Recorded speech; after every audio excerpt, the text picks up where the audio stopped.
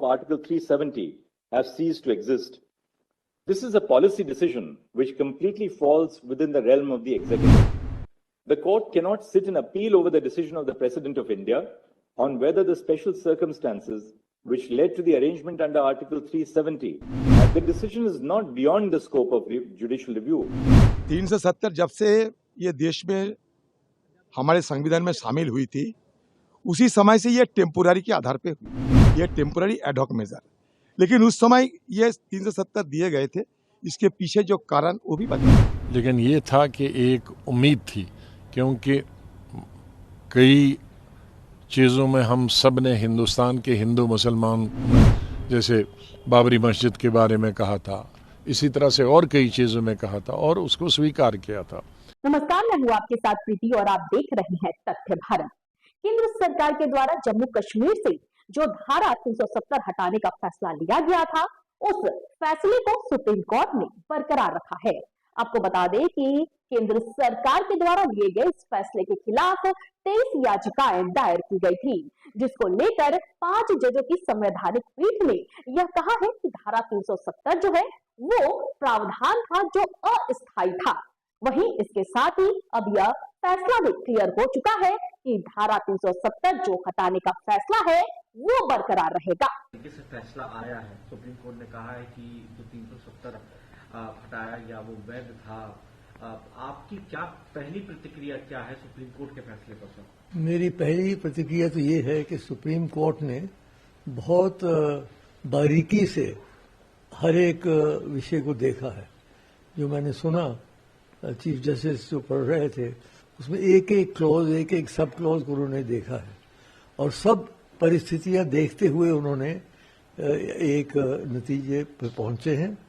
मैं उसका स्वागत करता हूं, क्योंकि बहुत दिनों से ये बात हवा में थी, तो अब कम से कम स्पष्ट हो गया है कि जो हुआ वो वैध था। राजनीतिक रूप से चाहे कोई समझे कि नहीं होना चाहिए था, वो बात और है, लेकिन लीगल दृष्टिकोण से, न्यायिक दृष्टिकोण से वो वैध है। एक तो बात ही होगी। दूसरी दो बातें बड़ी अच्छी सुप्रीम कोर्ट ने कही। मैं तो चंद्रचूड़ जी को, सुप्रीम कोर्ट को बधाई देता हूं। एक तो उन्होंने कहा कि जल्द से जल्द हमारी स्टेटहुड फिर से मिलनी चाहिए। मैं आरंभ से कह रहा था कि जो जम्मू कश्मीर को काट के दो हिस्से में करके और इसको यूनियन टेरिटरी बना दिया, वो हमें स्वीकार नहीं था, किसी को भी, किसी के गले से नहीं उतर रही थी। क्योंकि जम्मू कश्मीर एक बहुत विशेष राज्य था। पहले कहते थे ये मुकुट है, ये भारतवर्ष का ये है, और मुकुट क्या रहा, फिर हरियाणा और हिमाचल से भी नीचे आ गए, यूनियन टेरिटरी बन गए। तो वो जल्द से जल्द, मैं समझता हूं, मेरी मोदी जी से भी यही प्रार्थना होगी कि अब वो जल्द से जल्द राज्य का दर्जा दे दें। ये जरूरी नहीं कि पहले चुनाव हो फिर उसके बाद राज्य का दर्जा दिया जाए, बल्कि अगर चुनाव हो तो राज्य के लिए हो, यूनियन टेरिटरी के लिए क्यों हो। तो दूसरी बात ये बनती है कि भाई इन्होंने ये कहा और फिर उन्होंने ये कहा कि चुनाव हो जाने चाहिए सितंबर 2004। वो भी बहुत अच्छी बात है, क्योंकि बड़ी देर से चुनाव नहीं हुए हैं और कुछ से लगता था कि कुछ इसको आगे चलाने की कोशिश की जा रही थी। तो ठीक है, अगले साल तक उन्होंने टाइम दे दिया, समय दे दिया है। तो ये मैं कहूंगा इसके बारे में मेरी प्रतिक्रिया। एक बात मैं इसमें और कह दूं, मुझे पता है कि जम्मू कश्मीर के कुछ लोगों को ये निर्णय अच्छा नहीं लगेगा, लेकिन मेरी उनसे राय है, उनके हमदर्द होने के नाते, क्योंकि मैं भी तो जम्मू कश्मीर का ही हूं। हमारा सारा अगर राज्य उभरा तो जम्मू कश्मीर की वजह से उभरा। तो उनसे मेरी प्रार्थना है कि अब वो इसको स्वीकार कर लें। अब कोई विरोध करने का लाभ नहीं है। अब वो राजनीति के लिए तैयार हो जाए। जब चुनाव हो तो चुनाव डट के लड़े, तो अपनी शक्ति जो है वो चुनाव में लगाएं, बजाय इसके कि इसके विरोधात्मक कार्यक्रम करें। ये मेरी उनसे व्यक्तिगत प्रार्थना है। और मैं जानता हूं कि कई लोग बहुत दुखी होंगे, कई लोग बहुत प्रसन्न होंगे, कई लोग बहुत दुखी होंगे, लेकिन सितंबर 2024 तक करा लिए जाए। साथ ही साथ ये भी कहा है कि जो स्टेटहुड का जो मुद्दा है उसको जल्दी से जल्दी। तो बस वही तो हमारा भी राय थे। 370 जब से ये देश में हमारे संविधान में शामिल हुई थी, उसी समय से ये टेम्पोररी के आधार पे हुई, ये टेम्पोररी एडहॉक मेजर। लेकिन उस समय ये 370 दिए गए थे, इसके पीछे जो कारण वो भी बताए गए थे। लेकिन सदन के अंदर बार बार हम ये गुहार लगाते आते थे कि इस एक स्टेट को अब भंग करके यूनियन टेरिटरी बना दिए तो स्टेट की मर्यादा कब वापस जाएगी। ये कुछ दिन पहले भी सदन के अंदर ये मुद्दा हम लोग उठाए, ठीक है। और ये सदन के अंदर हमारे अमित शाह जी ये कह रहे थे बड़े जोर शोर से, सीना ठोक के, हम पीओ को कब्जे में लाएंगे। अभी बताए कब पीओ को कब्जे में लाएंगे। ये चुनाव तो आते जाते रहेंगे, कम से कम इस चुनाव के पहले तो पीओ को तो कब्जे में लाया करो। और तीसरी बात, कब चुनाव करोगे ये जल्दी बताओ। तो ये हमारा मांग था। तीसरी बात, हम ये कहते थे उस समय 370 हटाओ, लेकिन कश्मीर के आम लोगों के ऊपर जुल्म, सितम और हिरासत में इनको रखते हुए यूएपीओ को मतलब दुरुपयोग करते हुए कश्मीरी आम लोगों के ऊपर अत्याचार नहीं होना चाहिए, चाहे जो भी हो। लेकिन 370 के समय जब ये 370 हटाए गए थे, खारिज किए गए थे, तो हम जानते थे सारे कश्मीर को क्या किया गया थे। हजारों की तादाद में सारे पॉलिटिकल पार्टी, चाहे आम लोग, चाहे पत्रकार, कोई भी हो, सिविल सोसाइटी के लोग, सबको जेल में बंदी बने गए थे। ये सालों साल जेल के अंदर सड़े हुए थे ये सारे लोग। अभी सुप्रीम कोर्ट पे उस समय गए थे, और आगे अगर ये सुप्रीम कोर्ट फैसला लेते तो और बड़ी अच्छा होती, लेकिन फिर भी देर आई दुरुस्त आना चाहिए। तो हम भी ये चाहूंगा कि सुप्रीम कोर्ट की कहने पर ये सरकार जल्द से जल्द ये चुनाव की घोषणा करे और चुनाव करा के कश्मीर को वापस इनका जो राज्यों की मर्यादा थी, राज्यों की दर्जा इनको दिया जाए। Of Article 370 have ceased to exist. This is a policy decision which completely falls within the realm of the executive. The court cannot sit and appeal over the decision of the President of India on whether the special circumstances which led to the arrangement under Article 370 have ceased to exist. However, the decision is not beyond the scope of judicial review. It is settled law that the exercise of executive power can be challenged on the ground of malafide.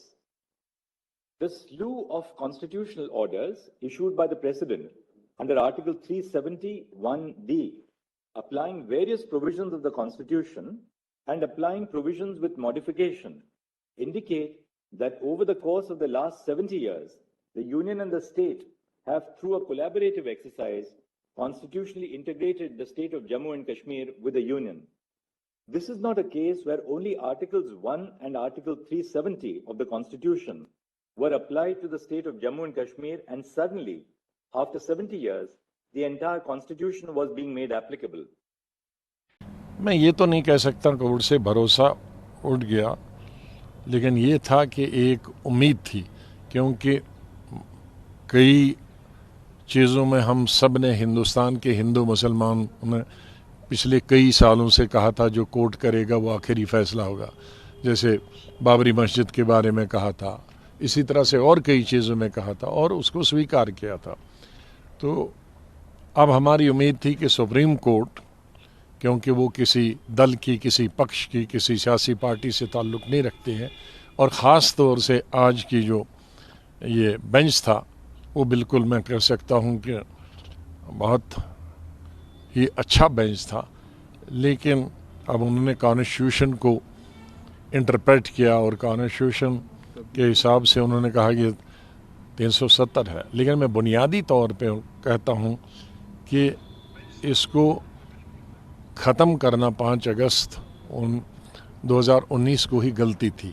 जल्दी में किया गया था, बहुत जल्दी में किया गया था, और जम्मू कश्मीर के अवाम से तो कोई पूछ नहीं सकता है इतने आम से, लेकिन जम्मू कश्मीर की सियासी पार्टियों से पूछा जाना चाहिए था, तो वो नहीं हुआ। पूछा तो नहीं गया। What next? पॉलिटिकली कोई और फंडा है या नाउ प्रिपरेशंस फॉर इलेक्शंस?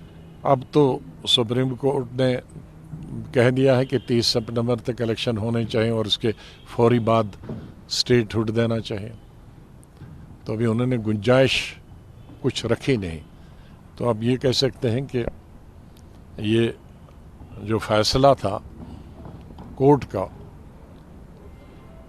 अब अदालत के खिलाफ तो कुछ नहीं कह सकते, लेकिन उससे जम्मू कश्मीर के तमाम अवाम में, हमें, हमारी पार्टी को बहुत मायूसी और अफसोस है। नहीं, स्टेटहुड तो उन्होंने पहले ही पार्लियामेंट में कहा है, अब उसमें इलेक्शन का भी पहले ही कहा है, लेकिन इस सिलसिले में कम से कम जो सुप्रीम कोर्ट ने एक डेट तय कर दी कि भाई 30 सितंबर से पहले होना चाहिए और उसके फ़ौरन बाद स्टेटहुड होना चाहिए, वो चीज़ तो हमारे हक में है।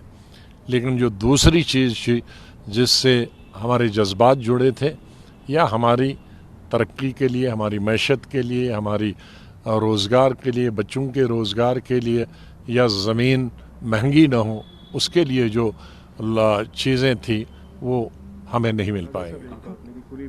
एक बात माननी पड़ेगी, बीजेपी जो कह रहा है डंके की चोट पे कह रहा है, दरपर्दा कुछ नहीं हो रहा, जो पहले दिन कहा था आज भी उसे पछता है। हाँ, ये उनका 70 साल से उनके एजेंडे में था आर्टिकल 370, लेकिन वो 370 के बाहर भी गए। स्टेटहुड ख़त्म करने का नहीं था, यूनिटी बनाने का नहीं था, ये चीज़ें वो जो उनके एजेंडा में 70 साल से नहीं था उसके बाहर भी वो चले गए।